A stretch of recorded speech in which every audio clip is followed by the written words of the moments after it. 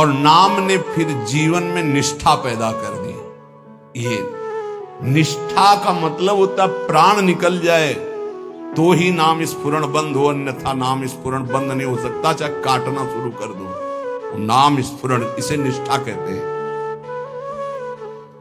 श्री हरिदास जी का जन्म बंगाल यशोहर जिले के अंतर्गत बुड़न नाम के ग्राम में हुआ था। ये जाति के यवन थे, मुसलमान थे। बाल्याकाल में बड़ी विचित्र लीला हुई। इनके माता पिता पधार गए। जब माता पिता जिस बालक के नहीं होते तो कोई उसे प्यार कौन करे हो। जैसे गोस्वामी जी, तुलसीदास जी की बाल्यावस्था, जिसके द्वार पर खड़े होते तो दबका के भगा देते। बालक हरिदास, इनको नाम सुनाई दिया, संतों का संग मिला। जिसका कोई नहीं होता, ये खास बात होती कि उसको भगवान महापुरुषों से जोड़ देते हैं। अब इनको जब नाम सुनने को मिला, कोई पूर्व जन्म का ऐसा पुण्य होगा, भगवान की ऐसी कृपा होगी, या भगवान ऐसा स्थिति देखकर दयालुता से, यद्यपि भगवान नाम जपने का कहीं किंचित मात्र कोई संस्कार ही नहीं था। ऐसे कुल में प्रकट हुए थे, यवन कुल में। पर यस्याहम अनुग्रहणामि हरिष्ये तद्धनम सनई, भगवान ने एक वचन कहा युधिष्ठिर जी से, जिस पर मैं विशेष कृपा करता हूं उसका जहां जहां अपनापन होता सब खींच लेता हूं। जन्म से माता पिता गए, बचपन से कोई प्यार करने वाला नहीं, खाने पीने तक की व्यवस्था नहीं, तो संत जन मिल गए वहां उनको। वो नाम कीर्तन करके आनंदित हो रहे थे, तो इनको भी एक नशा चढ़ा नाम का। धीरे धीरे उनके हृदय में नाम बढ़ने लगा। बड़ी कृपा, जो इनका नाम जप में प्रीति हो गई। अब इनके पास अपना कहलाने वाला ना कोई व्यक्ति था, और ना अपनी कहलाने वाली कोई जमीन या वस्तु थी। थोड़ा बड़े हुए तो घरों के सामने ऐसे मांग लेते, भूख लगी कुछ दे दो, तो कोई रोटी दो रोटी दे देता, बस पा लेते। गांव के बाहर वृक्ष के नीचे बैठकर बस कृष्ण कृष्ण की रट लगा देते।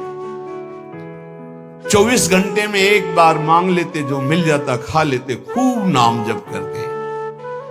अब ये घर छोड़कर बेनापुल नाम के घोर निर्जन वन में एक फूस की कुटी बनाकर अकेले रहते। अखंड ब्रह्मचारी, भिक्षावृत्ति, और बस नाम का निरंतर गान जप, ऐसे जोर जोर से नाम का कीर्तन करते हुए जप। ऐसा तेज प्रकट हुआ कि जो देखे इनको लुभायमान हो जाए। ब्रह्मचर्य में बड़ा तेज होता है।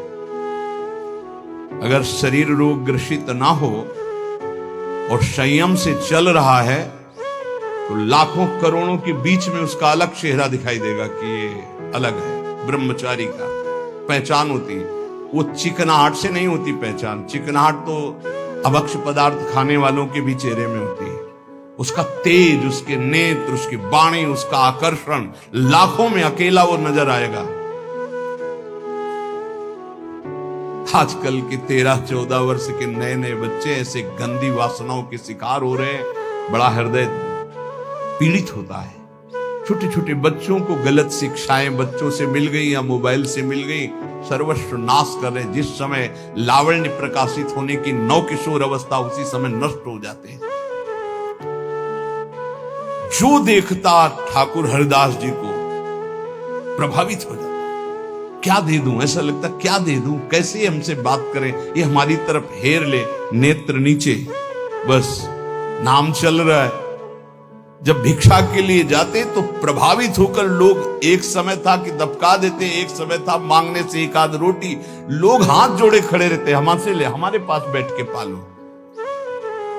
पर इनका भगवान नाम चल रहा है, ना बोलना किसी से, ना नाम का तार टूटना, बस धीरे धीरे निरंतर नाम उच्चारण करते रहे।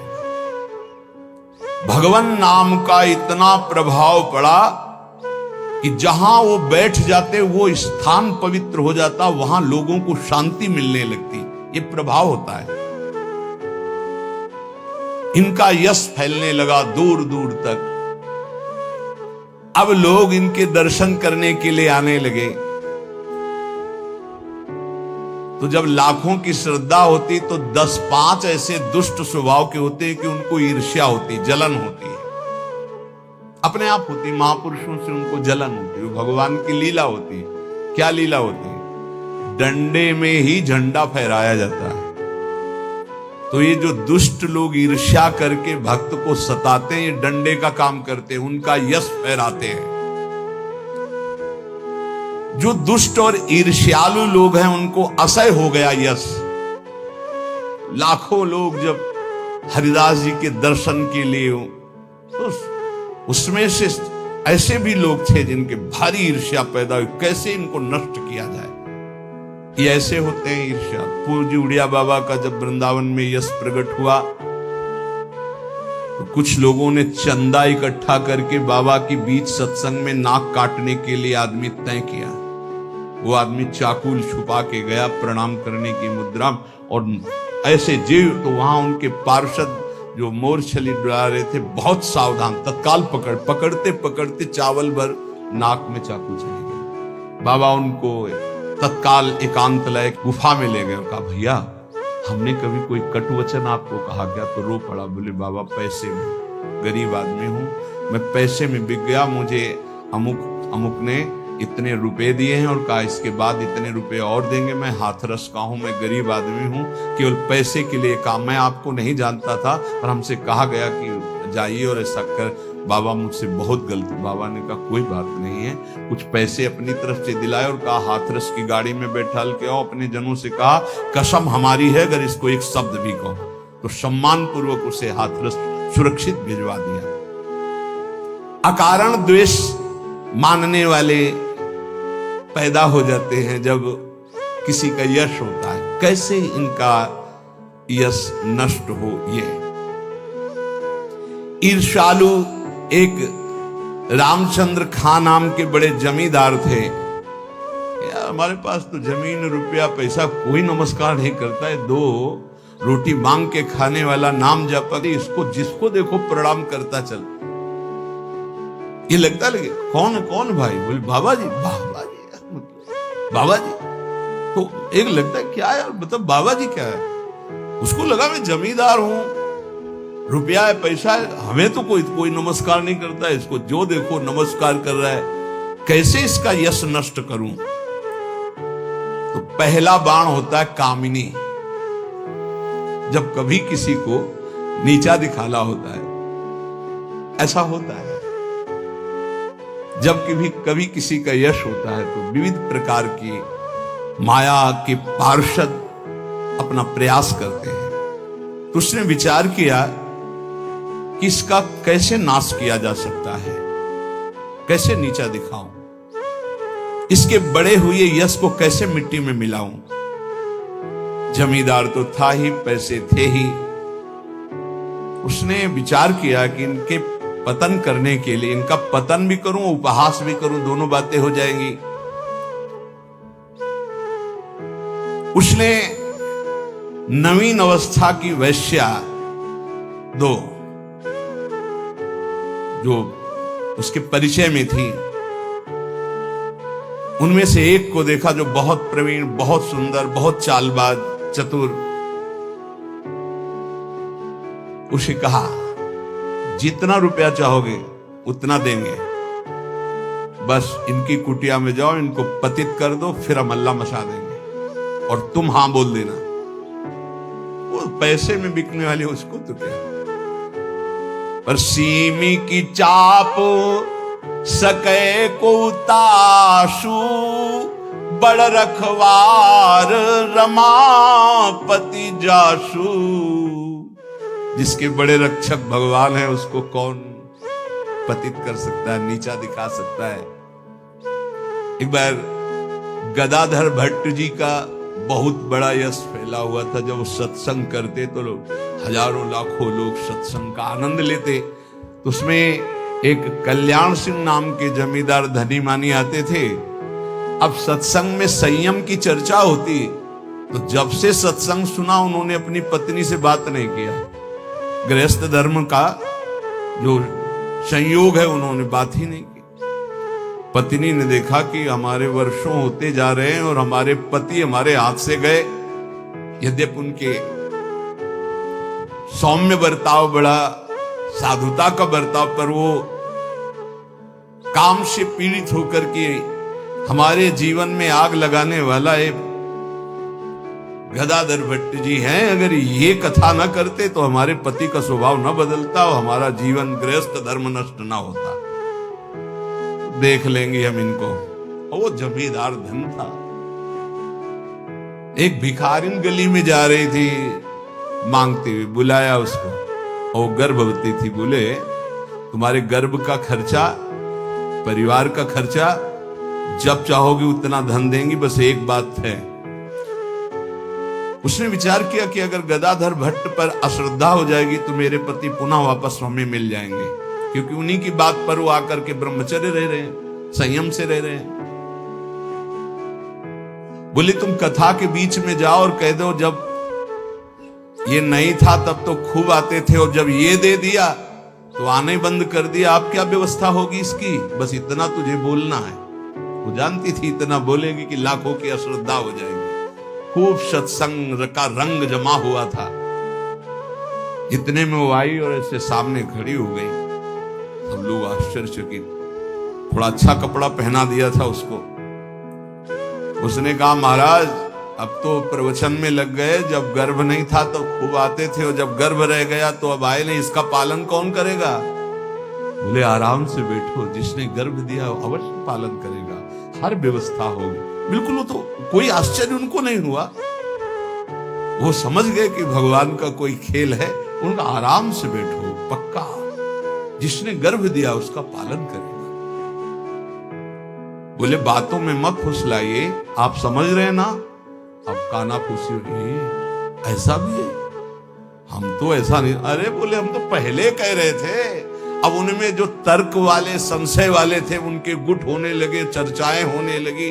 अब हाहाकार मच गया। तो कुछ तो ऐसे भक्त थे जो प्राण दे दें, तो उनका ऐसा हो ही नहीं सकता, ऐसा नहीं हो सकता। वो एकदम पागल हो गए कि ऐसा नहीं हो सकता। इसके बाद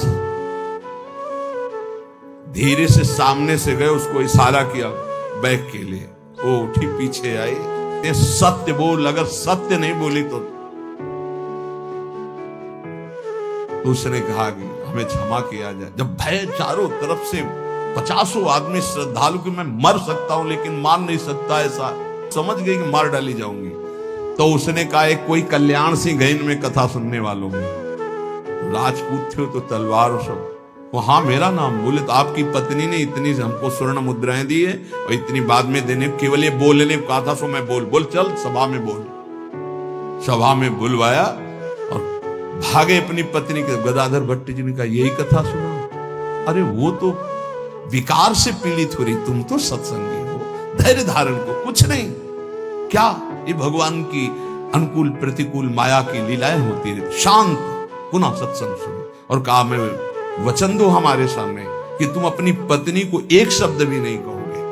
और देखो गृहस्थ में संयम का ब्रह्मचर्य रहा जाता है, उसमें अखंड ब्रह्मचर्य नहीं रहा जाता। पानी ग्रहण किया है तो संयम पूर्वक, जितना आप प्यार पूर्वक संयम से ब्रह्मचर्य रहो, फिर गृहस्थ धर्म का समझाया उनको। तो बड़े बड़े महापुरुषों के जीवन में होता है। रामचंद्र खान ने एक वैश्या से कहा तुम जितना रुपया मांगोगे देंगे, इनको भ्रष्ट कर दो, फिर हल्ला मचा देंगे, फिर इनका सब यश धूल दूषित हो जाएगा। पर उनको ये नहीं पता था कि ये भगवान के दास हैं, इनकी सुरक्षा स्वयं भगवान करते हैं। करो सदा तिनके रखवारी, जिम बालक राखे महाराज। जैसे मां दिखाई नहीं दे रही, बालक खेल रहा है, लेकिन पक्का मानिए मां की दृष्टि वही है, अपने बच्चे पे है। कहीं कोई ऐसी बात ना हो जाए जो हमारे बच्चे को दुख हो जाए, वो कार्य करती हुई एक दृष्टि में देखती रहती है। मेरे प्रभु अपने जन को हर समय देखते रहते हैं, हर समय से। जहां मेरा भक्त चरण रखे वहां रखूं मैं हाथ। बस लीला समझ पाना बहुत कठिन है भगवान की। संपूर्ण संसार एक तरफ विरोध करने लगे तो भी भक्त का बाल बांका नहीं हो सकता। जो होगा विधान भगवान की तरफ से होगा। पर नीच पुरुष अपनी नीचता से बाज नहीं आता। उसने 16 वर्षीय वैश्या को, जो बड़ी रूपवती थी, बड़ी प्रवीण थी, चालबाज थी, चतुर थी, उसको खूब श्रृंगारित करके भेजा, जाओ और उनको भ्रष्ट कर दो। जंगल में रहते थे। उसको भी गर्व था कि कोई ऐसा पुरुष पैदा नहीं हुआ जिसको मैं चाहूं और भ्रष्ट न कर सकूं। पर उसको क्या पता था कि परम पुरुष का दास ऐसा होता है। हरिनाम में डूबे हुए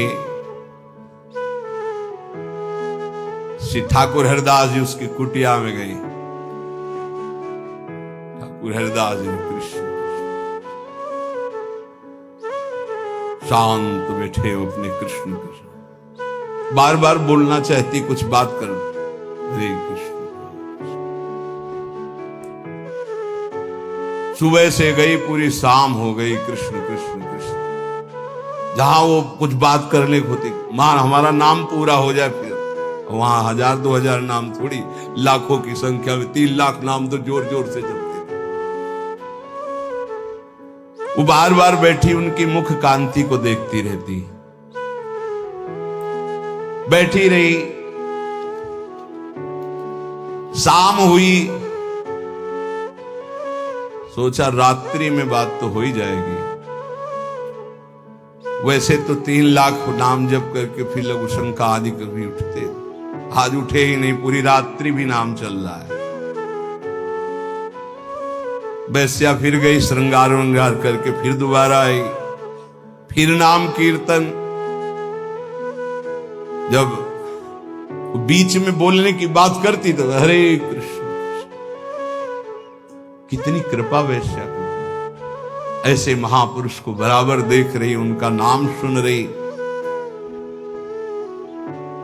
तीसरे दिन एकदम विचलित होकर के, आप हमसे बात क्यों नहीं करते? रुके, हाथ जोड़ा और कहा आपसे अच्छे से बात करूंगा, हमारी नाम जप की अभी संख्या पूरी नहीं हुई, उसको पूरी हो जा। ऐसे अमृत में वचन की हृदय एकदम हाय मच गया। ये क्या? वैसे मैं पापनी हूं, नीच हूं, गंदा आचरण करती हूं, ऐसे महापुरुष के लिए गंदी बात सोच रही। 3 लाख नाम की फिर तार चल पड़ा। हरे कृष्ण, उच्च स्वर से रोने लगी, शुरू हो गई हरे कृष्ण। साथ में हरिदास जी ने देखा, हाँ अब क्या महापुरुष प्रभाव। हरिदास जी अब बोले, हाँ अब बात कर सकते। तो बात करने लायक नहीं रह गए। अश्रु प्रवाह चल रहा था और कृष्ण नाम चल रहा था। उठी और चरणों में लौट गई, का धिक्कार है मुझ निज पापनी को कि आप जैसे महापुरुष के लिए मैंने गंदी बात सोची, मुझे क्षमा कर दीजिए। चिल्ला चिल्ला करके रोने लगी। उन्होंने कहा, दुखी नहीं होना, मेरे प्रभु तुम पर बहुत कृपा की है। वो आंखों से आंसू बहाती जा रही, गदगद कंठ से कह रही, पतित पावन आप मुझे स्वीकार कर लीजिए, मैं आपकी चरणों की दासी हूं। आप तो अहेतुकी कृपा करने वाले परम दयालु हैं। आप पात्र और अपात्र का विचार न कीजिए, मुझ जैसी नीच को स्वीकार कर लीजिए। और चिल्ला चिल्ला के रोने लगी। हरिदास जी ने कहा, जो नाम सुन रहा है वो नीच कैसे हो सकता है? उनका, आप मुझे जानते नहीं, मैं वैश्या हूं, मैं लोक निंदित हूं, मैं बहुत ही गंदी हूं, मैं खोटी बुद्धि से आपको भ्रष्ट करने आई थी। हरिदास जी ने कहा, इस समय आपके हृदय में क्या है? बोले, भगवान बस आपकी दास्ता, आपके आदेश का इंतजार। मैं क्या करूं, मुझे आदेश कीजिए। मैं नीच कैसे पवित्र हो सकती हूं? मैं आपकी शरण में हूं, आप मेरा उद्धार कीजिए। हरिदास जी ने कहा, देवी अब तुम वैश्या नहीं रही, उठो। मेरे प्रभु बड़े पतित पावन हैं, उनका नाम उनसे भी महान है, क्योंकि प्रभु को अधीन कर लेता है। मेरे प्रभु के नाम में कोई भेदभाव नहीं, कोई भी जप सकता है, कोई भी अपना परम कल्याण कर सकता है। मेरे प्रभु के नाम में इतनी सामर्थ्य है कि कोई इतना पाप इकट्ठा ही नहीं कर सकता जितना नाम में पाप नाश की सामर्थ्य है। तुमने जो पाप कर्म से पैसा पैदा किया है, आज से उसका प्रयोग मत करना, उसे हटा दो, उसे दे दो, गरीबों को बांट दो। और आज से तुम जो 3 दिन से नाम सुन रहे हो, इसी नाम को रटो। देखो, ये नाम तुम्हें परम पावन कर देगा। वैश्या ने कहा, अब तो मैं जाऊंगी नहीं अपने घर, संपत्ति बांटने की तो बात, अब वहां जाऊंगी नहीं। तो उन्होंने कहा, फिर इसी कुटिया में रहकर तुम नाम जप करो, मैं चला। वो वैराग्य लेके उसी कुटिया में नाम जप करने लगी और उसका नाम हरिदासी हुआ। और हरिदास जी उसी समय उस कुटिया से निकले, सीधे शांतिपुर अद्वैताचार्य के समीप चले गए। अद्वैताचार्य जी बहुत बड़े महाभागवत, वो सदैव श्री कृष्ण चिंतन में संलग्न रहते, अद्भुत विद्वान, शास्त्रज्ञ, भगवत प्रेमी महापुरुष। अब वो फटे पुराने कपड़े पहन करके वैश्या वही नाम कीर्तन कर। अब उस जमींदार के तो होश उड़ गए कि मैंने भेष छुड़वाने के लिए वैश्या को भेजा था, और यहां वैश्या ही अपना भेष परिवर्तन करके वहां नाम जप करने लगी। ये क्या है नाम जपक जन भगवान की जन। उस वैश्या का वैसे ही सम्मान होने लगा कुछ वर्षों बाद जैसे हरिदास जी का होता था। लोग उस वैश्या के दर्शन करने आने लगे, हर समय वैसे ही नाम जप करते हुए उसी भूमि पर जिस कुटिया में वो रहते थे, वह हरिदासी नाम से कही गई। क्या महिमा है भगवान नाम जापक संतों की। और इधर रामचंद्र खान ने अपने कुकृत्य का फल पाया कि बादशाह का कोई अपराध बन गया, साबित हो गया, नहीं अपराध होने पर भी, तो तत्काल आदेश हुआ, सारी संपत्ति और जमींदारी उसकी जब्त कर ली गई, उसको जेल में डाल दिया गया। ये साधु अवज्ञा तुरंत भवानी, कर कल्याण अखिल के हानि। कोई ऐसा मुकदमा, कोई ऐसी बात आ गई जिसमें उनका अपराध साबित हो गया और सारी संपत्ति जमींदारी जब्त कर ली गई, उनको जेल भेज दिया गया। खाने की भी व्यवस्था भंग कर दी गई, जेल में भारी कष्ट उनको दिया गया। पक्का जो भक्त का अपमान करता है, भक्त को नीचा दिखाना चाहता है, उसकी दुर्गति पक्की हो जाती। यहां तो ये ब्याज है, मूल तो और मिलेगा। महात्मा हरिदास जी विश्वास के तो मूर्तिमान स्वरूप हैं। उन्होंने नाम को ही अपना जीवन माना, भगवान निष्ठा उनके हृदय में अटल भाव से थी। बेनापोल की निर्जन कुटिया में उस वैश्या का उद्धार करके उसे हरिदासी बनाकर आप शांतिपुर आ गए, अद्वैताचार्य जी के पास। शांतिपुर के समीप ही फुलिया नामक ग्राम में एकांत में छोटी सी फूस की झोपड़ी बनाकर अहरनिश कृष्ण नाम जप रहे थे।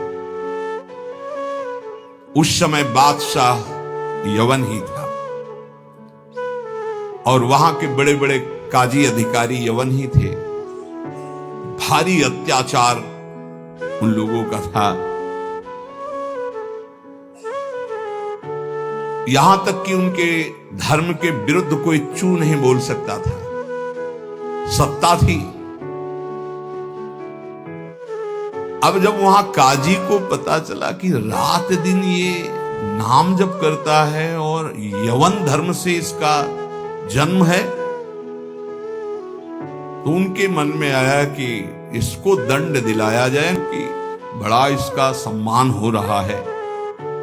काजियों का ये समझो एक तरह के वो बादशाह ही होते थे, बादशाह उन्हीं के इशारे से चलते थे। गोराई नाम का एक काजी था जो बहुत ही कठोर और कर्कश स्वभाव का था। हरिदास जी का प्रभाव देखकर वो ईर्ष्या से देखता। मतलब कुछ लोग ऐसे देखते हैं बस उनके पास जो है वो भस्मासुर वाली ताकत नहीं है कि हाथ धर दे भस्म हो जाए, नहीं तो भक्तों को वो भस्म ही कर दे, ऐसी दृष्टि होती है। वो दृष्टि से पता चलता है। वो हरिदास जी को ऐसे देखता कि कैसे इनको नष्ट कर दूं। और जब उसको ये पता चला कि यवन धर्म के ही हैं, तब तो बढ़िया उसको रास्ता मिल गया। हरिदास जी का प्रभाव दिनों दिन बढ़ता चला जा रहा था। उसने विचार किया कि यवन धर्म के होकर के हिंदू धर्म का नाम ले रहे हैं, ये तो कुफ्र है, काफिर है, ऐसा काजी ने विचार किया।